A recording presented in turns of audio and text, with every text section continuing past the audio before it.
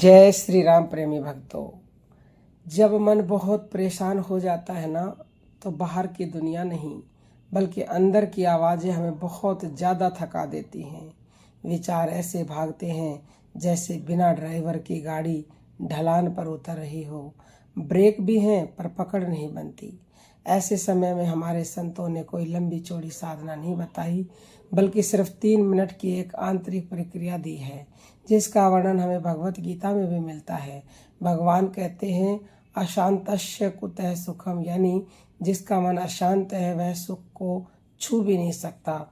इसलिए पहले मन को रोकना नहीं, मन को शांत किया जाता है।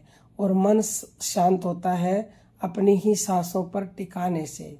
तो हमें अपने मन को सांसों पर टिकाना सीखना होगा, क्योंकि ये सांस ही स्थूल रूप से भगवान है। तो इसलिए हमें मन को सांस पर टिकाना ही होगा। यानी मन सांस पर टिक गया तो हम डायरेक्ट भगवान से जुड़ गए, यानी भगवान के साथ हमारा मन टिक गया। उदाहरण से समझते हैं। एक बार एक शिष्य ने अपने गुरु से पूछा कि हे गुरुदेव, जब मन बहुत परेशान होता है तब क्या करें। गुरु ने उसे एक दीपक के पास ले जाकर कहा, जब हवा तेज चलती है तो दीपक की लो कांपती है, लेकिन जैसे ही हवा रुकती है तो लो अपने आप स्थिर हो जाती है। उसी तरह जब विचारों की हवा चलती है तो मन कांपता है, और जब हम श्वास पर ध्यान लगाते हैं तो विचारों की हवा अपने आप धीमी हो जाती है।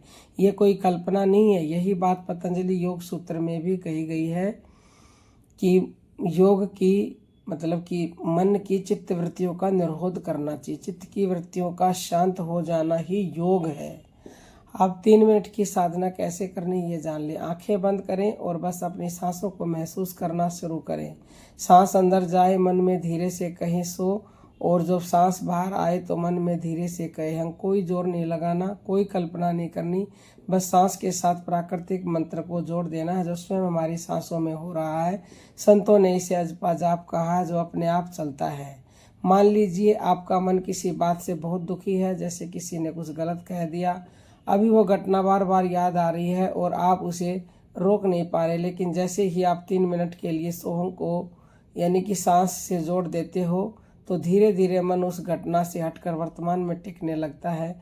जैसे मोबाइल की बैकग्राउंड में चल रही भारी ऐप्स बंद हो जाएं, वैसे ही मानसिक बोझ हल्का होने लगता है। हठ योग प्रदीपिका में कहा गया है, चले वाते चलम चितम निश्चले निश्चलहं भवेत। जब तक श्वास चलायमान है चित्त भी चंचल रहेगा, और जब श्वास स्थिर होती है चित्त भी स्थिर हो जाता है। यानी कि ये मन श्वास के साथ रहता है।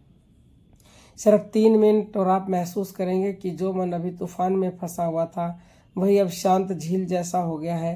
परेशानी खत्म हो या न हो, लेकिन उसे देखने की आपकी शक्ति बदल जाती है, और कभी कभी यही सबसे बड़ा समाधान होता है। तो उम्मीद करते हैं कि आप भी सांसों का ध्यान करके अपने मन को शांत करेंगे, चिंताओं को दूर भगाएंगे। कोई भी आपका क्वेश्चन है तो YouTube पर पूछें, अन्यथा 9958515054 पर पूछें।